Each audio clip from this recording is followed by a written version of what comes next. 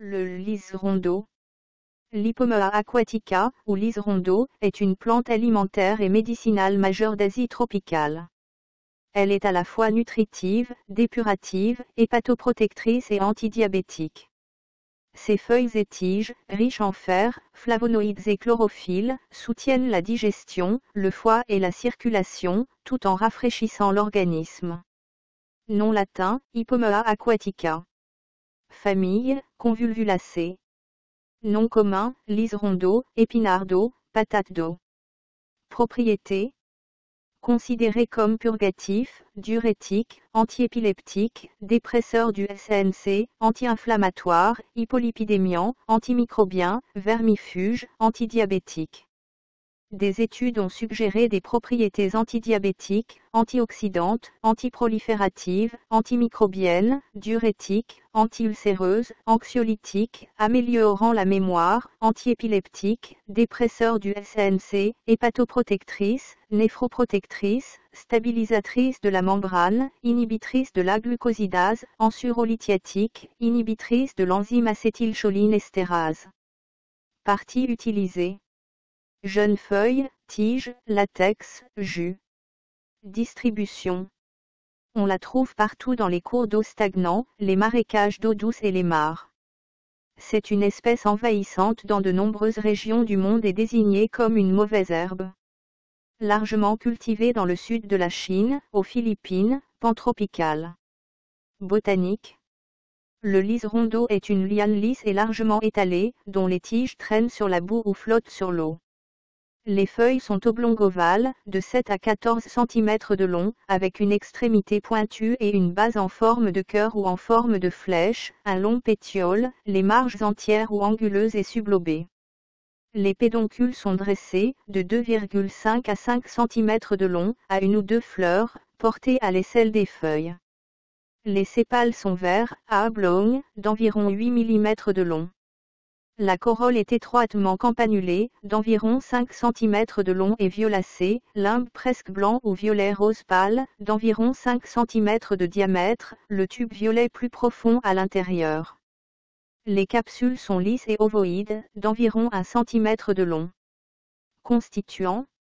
La plante contient 1,6% de protéines, 0,2% de matières grasses et des vitamines C3 et B2. Certains composés majeurs des plantes sont les alcaloïdes du nortropane, les callistégines B1, composés phénoliques. Vitamine A, C, C3, B1, B2, B3, B6. Minéraux, fer, calcium, magnésium, potassium, zinc. Fibres solubles et protéines végétales. Utilisation culinaire. C'est l'un des légumes-feuilles les plus populaires d'Asie du Sud-Est. Les jeunes tiges et feuilles sont consommées sautées, cuites à la vapeur, en soupe ou en curry. Goût délicat rappelant l'épinard ou la betterave. Très nutritive, riche en fer et vitamines. Les jeunes feuilles et pousses sont consommées crues en salade, ou cuites à la vapeur et bouillies comme des épinards. C'est un légume très polyvalent dans la cuisine philippine. Bonne source de fer, de calcium, de vitamines B et C et d'acides aminés. Attention! Des études de mise en garde sur la contamination parasitaire fécale et protozoaire des épinards d'eau issus des eaux usées urbaines. Médecine rurale. Les cymes sont légèrement laxatives. La variété violacée est utilisée pour le diabète en raison du principe présumé analogue à l'insuline qu'elle contient. Le jus est utilisé comme émétique. Le latex séché est purgatif. Les feuilles broyées sont appliquées en cataplasme sur les plaies et les furoncles. Une décoction de feuilles est utilisée pour traiter la toux.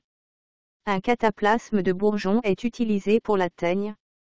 Utilisé comme laxatif, sédatif, pour les piles, les états nerveux, les maux de tête, l'insomnie.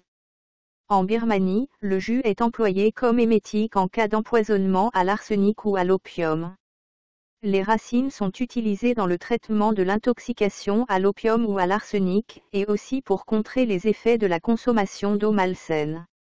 Au Cambodge, utilisé en cataplasme contre la fièvre avec délire. Les bourgeons sont appliqués à la teigne. En Ayurveda, les extraits de feuilles sont utilisés contre la jaunisse et la débilité nerveuse. Au Sri Lanka, utilisé pour les maladies du foie, les problèmes oculaires, la constipation. Ce que soigne, traditionnellement le liserondo. Jaunisse, troubles hépatiques. Constipation, hémorroïdes, fièvre. Inflammation cutanée, furoncle, plaie. Hypertension, diabète.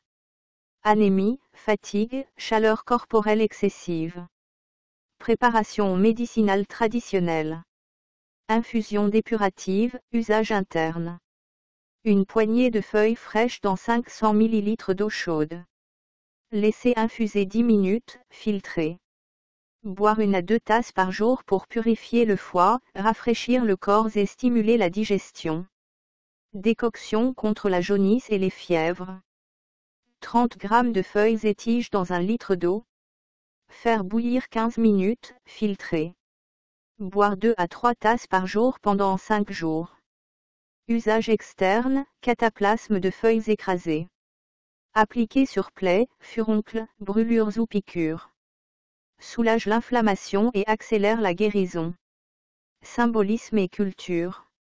Symbole de fraîcheur et de vitalité dans les cuisines et médecines asiatiques. Dans certaines traditions bouddhistes, elle représente la plante de l'équilibre, capable de pousser à la fois dans l'eau et sur la terre. Sa couleur verte et sa croissance rapide en font un symbole d'abondance et de régénération. Danger. Peut accumuler des métaux lourds si cultivé dans des eaux polluées, ne consommer que des plantes issues de milieux propres. Plante à nature froide déconseillée en cas de diarrhée ou frilosité. À consommer modérément pendant la grossesse, effet légèrement purgatif. Peut provoquer des ballonnements si consommé cru.